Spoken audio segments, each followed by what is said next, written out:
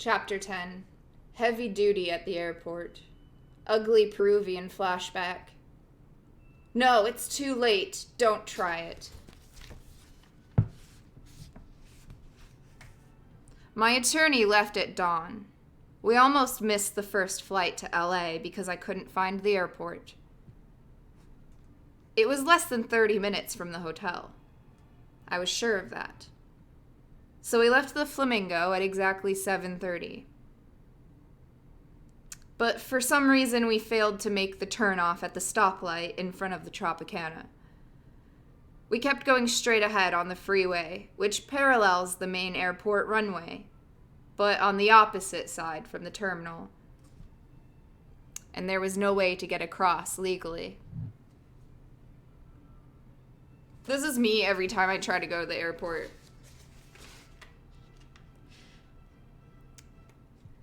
God damn it, we're lost, my attorney was shouting. What are we doing out here on this godforsaken road? The airport is right over there. He pointed hysterically across the tundra. Don't worry, I said. I've never missed a plane yet. I smiled as the memory came back. Except once in Peru, I added. I was already checked out of the country through customs, but I went back to the bar to chat with this Bolivian cocaine dealer. And all of a sudden I heard one of those big 707 engines starting up, so I ran out to the runway and tried to get aboard. But the door was right behind the engines, and they'd already rolled the ladder away.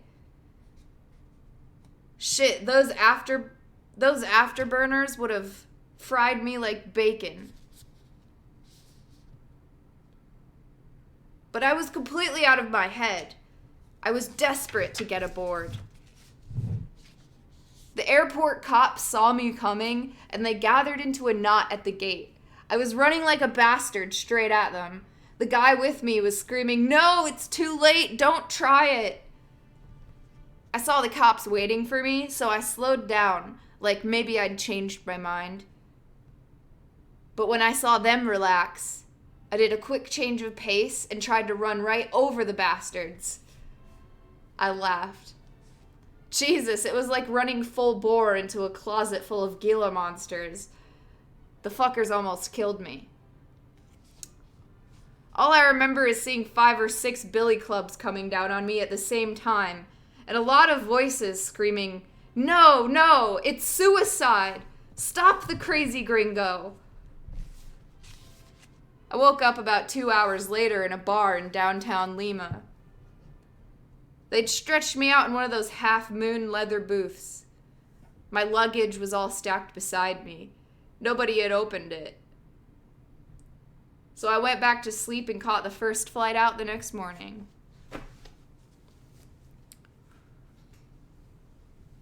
Running like a bastard over the bastards. My attorney was only half listening. "Look," he said, "I'd really like to hear more about your adventures in Peru, but not now. Right now, all I care about is getting across that goddamn runway." We were flashing along at a good speed. I was looking for an opening, some kind of access road, some lane across the runway to the terminal. We were 5 miles past the last stoplight, and there wasn't enough time to turn around and go back to it. There was only one way to make it on time. I hit the brakes and eased the whale down into the grassy moat between the 2 freeway lanes.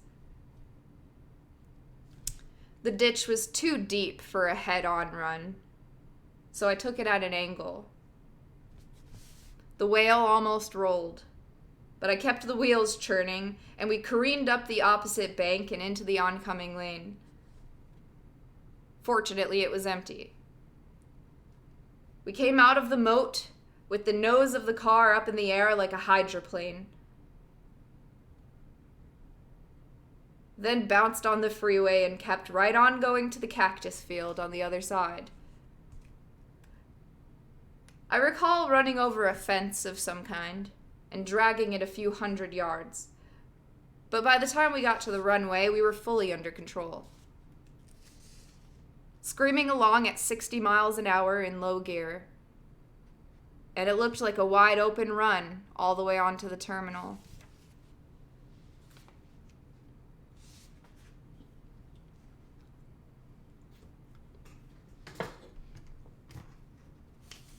My only worry was the chance of getting crushed like a roach by an incoming DC-8, which we probably wouldn't see until it was right on top of us.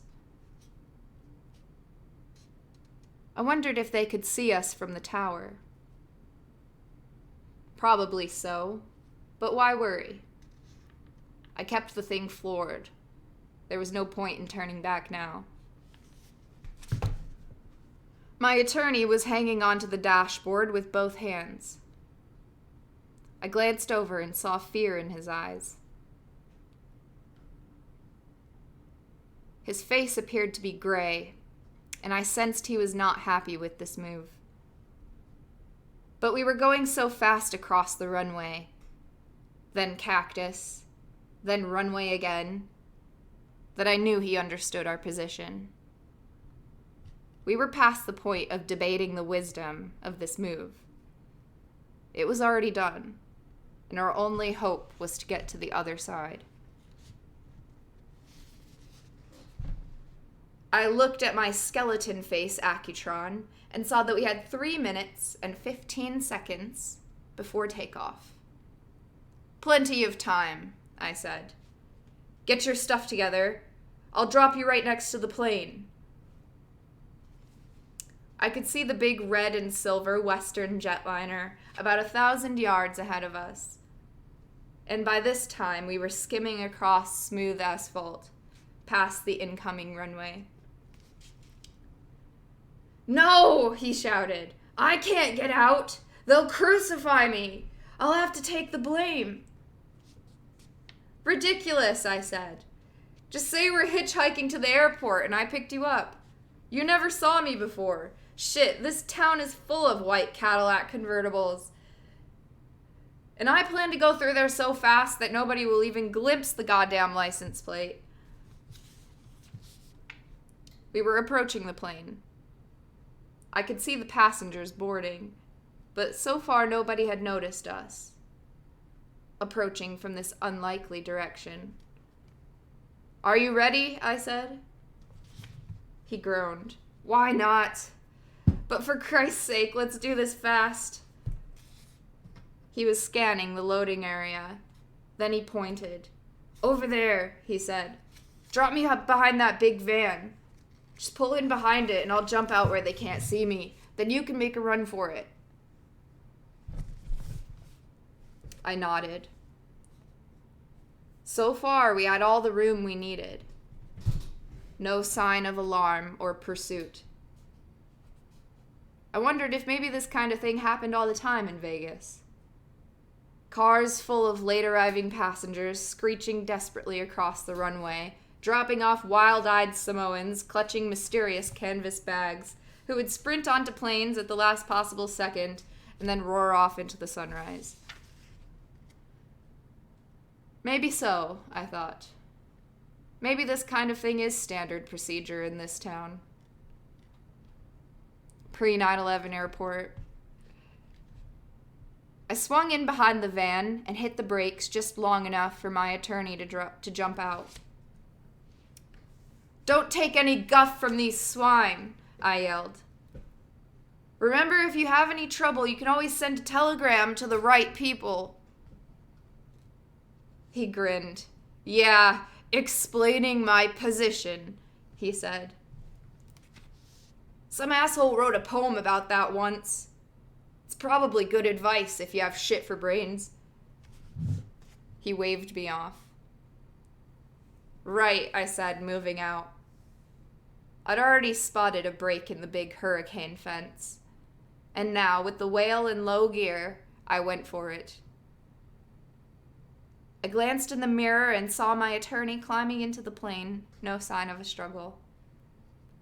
And then I was through the gate and out into the early morning traffic on Paradise Road.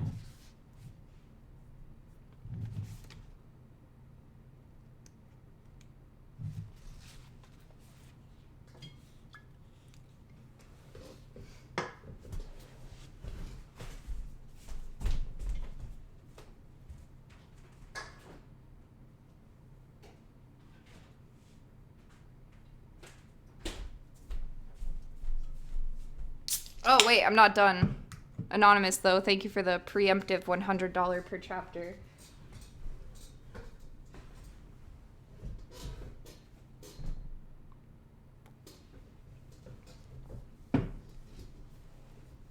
Yes, this is your dinner story.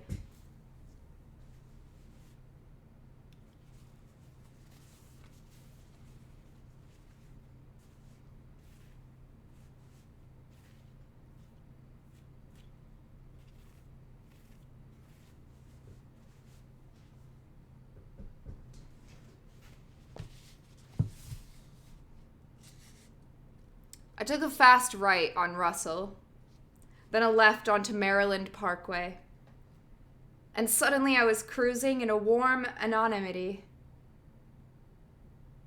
past the campus of the University of Las Vegas.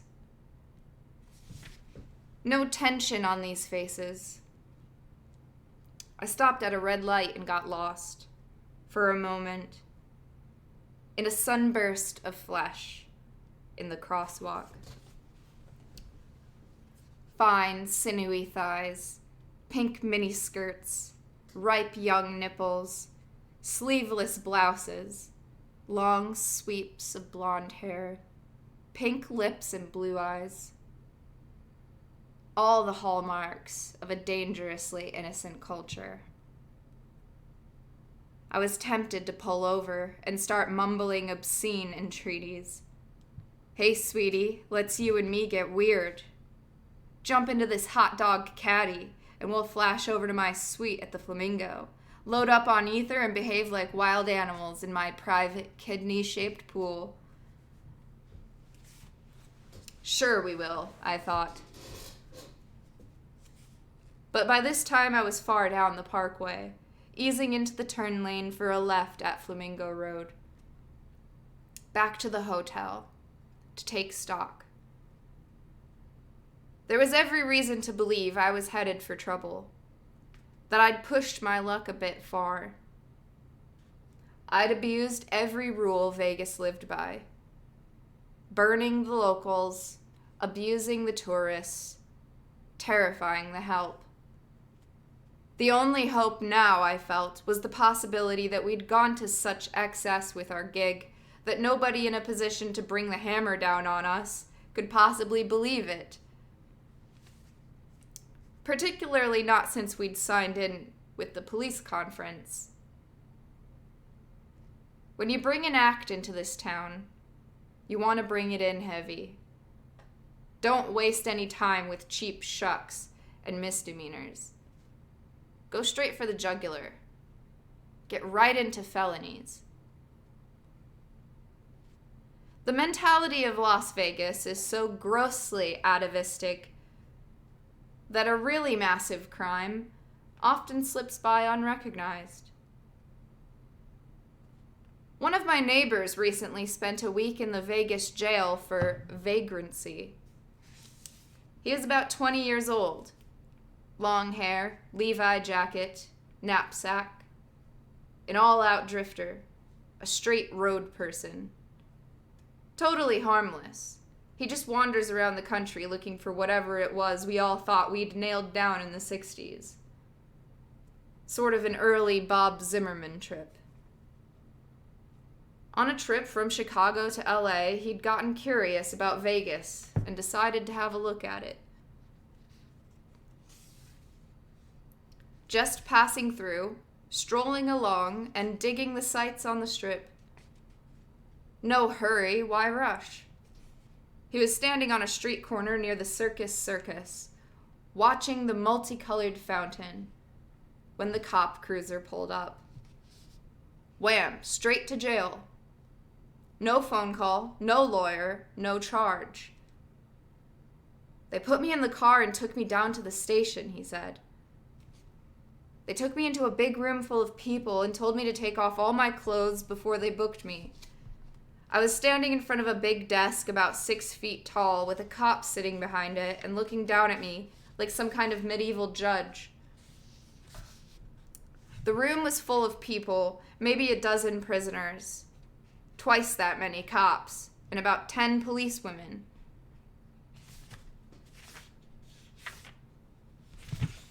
You had to walk out in the middle of the room, then take everything out of your pockets and put it up on the desk, and then strip naked, with everybody watching you. I only had about $20, and the fine for vagrancy was $25, so they put me over on a bench with the people who were going to jail. Nobody hassled me. It was like an assembly line. The two guys right behind me were long hairs, acid people. They'd been picked up for vagrancy too. But when they started emptying their pockets, the whole room freaked out. The whole room freaked.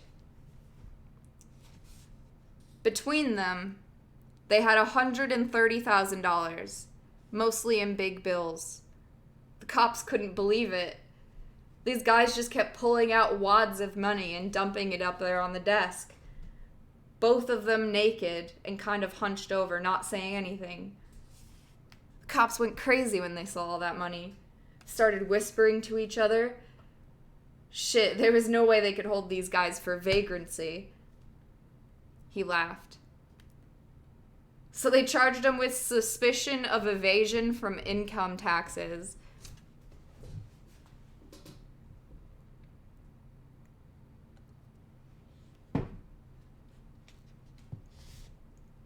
They took us all to jail, and these two guys were just about nuts.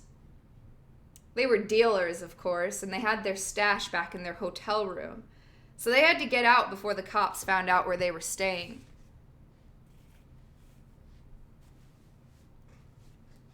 They offered one of the guards $100 to go out and get the best lawyer in town, and about 20 minutes later, there he was, yelling about habeas corpus and that kind of shit. Hell, I tried to talk to him myself. But this guy had a one-track mind. I told him I could make bail and even pay him something if they'd let me call my father in Chicago. But he was too busy hustling for these other guys.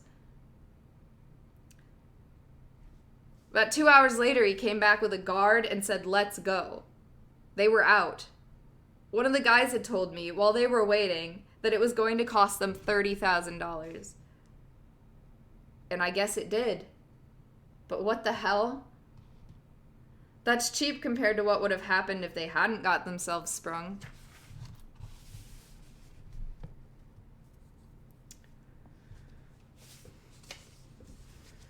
They finally let me send a telegram to my old man, and he wired me $125. But it took 7 or 8 days. I'm not sure how long I was in there, because the place didn't have any windows, and they fed us every 12 hours. You lose track of time when you can't see the sun. They had 75 guys at each cell, big rooms with a toilet bowl out in the middle. They gave you a pallet when you came in, and you slept wherever you wanted. The guy next to me had been in there for 30 years, for robbing a gas station. When I finally got out, the cop on the desk took another $25 out of what my father sent me on top of what I owed for the vagrancy fine. What could I say? He just took it. Then he gave me the other $75 and said they had a taxi waiting for me outside for the ride to the airport. And when I got in the cab, the driver said, "We're not making any stops, fella, and you better not move until we get to the terminal." I didn't move a goddamn muscle. He'd have shot me. I'm sure of that. I went straight to the plane and didn't say a word to anybody until I knew we were out of Nevada. Man, that's one place I'll never go back to.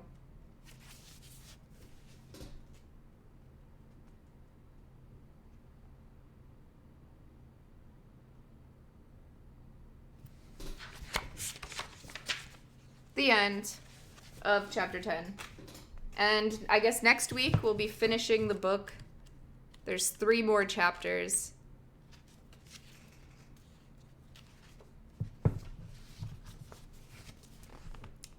Fraud, larceny, rape, a brutal connection with the Alice from Linen Service.